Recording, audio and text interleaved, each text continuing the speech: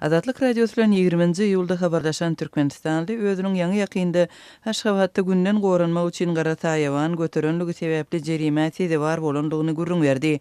Men özüm Rewap vilayatynyň Aşgabada gezelenje barpdym. Bu gezip ýörken meni polisiýanyň işgärleri iştiraf etdiler, jerime töletdiler.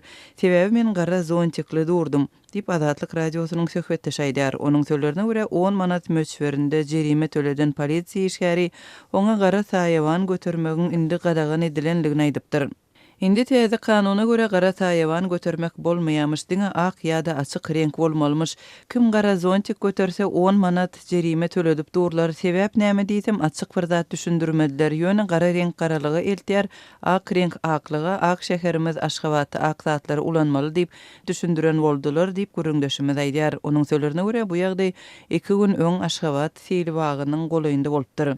Azatlygyň gürüňdeşiniň aýdysy onuň jerime tedi bar edilmeginiň haýsy düzgüne esaslananlygyny ýa-da bu ýagdaýyň polisiýa wekilleriniň edinetdiligi bilen bagly bir waka bolandygyny anyklap bolmady. Gara taýawanlaryň aýdylýan gadagançylygy barada Aşgabatyň polisiýa resmiýetlerinden hem kommentariýa alyp bolmady.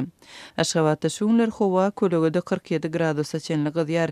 Türkmen paýtagtynyň ýaşaýjylary ýagyş taýawanlaryndan günden goranmak üçin hem peýdalanýarlar. Hem araýatlaryň gara taýawanlar üçin ýydarlanmagyna degişli beýleki wakalar şoça kaçynly mälum bolmandy. Soňky ýyllarda Türkmenistanda döwlet derejesinde ak renkiň propagandasy dowam edýär. Aşgabatda ähli binalar ak renkde gurulýar. Odaldan bar bolan binalar ak renkde boýalýar. Soňky ýarym ýylyň dowamında gara we goňur renkli awtologlaryň ulanylmagy gadagan edildi.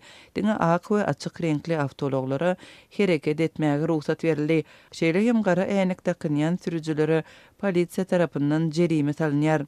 Üstesine Aşgabatyň ýaşaýjylary özleriniň polisiýa tarapyndan dürli sebäplerden jerime tedi bar edilýänligini Azatlyk radiosyna ýygyderli habar berýärler. Soňky aýlarda türkmen ýananlarynyň köýnekleriniň darlygy we ýüzüniň saçynyň boýaglydygy sebäpli jerime tedi bar edilenligi şeýle-de milleti türkmeni bolmadyk ýananlardan polisiýanyň uzyn köýnek giýmegi talap edenligi barada maglumatlar gowuşupdy. Türkmenistanyň häkimetleri raýatlaryň gündäki durmuşynda ýüzüýüz bolýan çäklendirmeleriniň kanuny esasdaky sebäplerini resmi derejede ma'lum etmeýärler. Kanun goraýjylar we yerli häkimetler tarapyndan ýerine ýetirilýän gadagançylyklaryň aglabasy dil üstü bilen berilýär. Türkmenistanyň döwlet gözegçiligindäki mediasy problemalary gozgamaýar.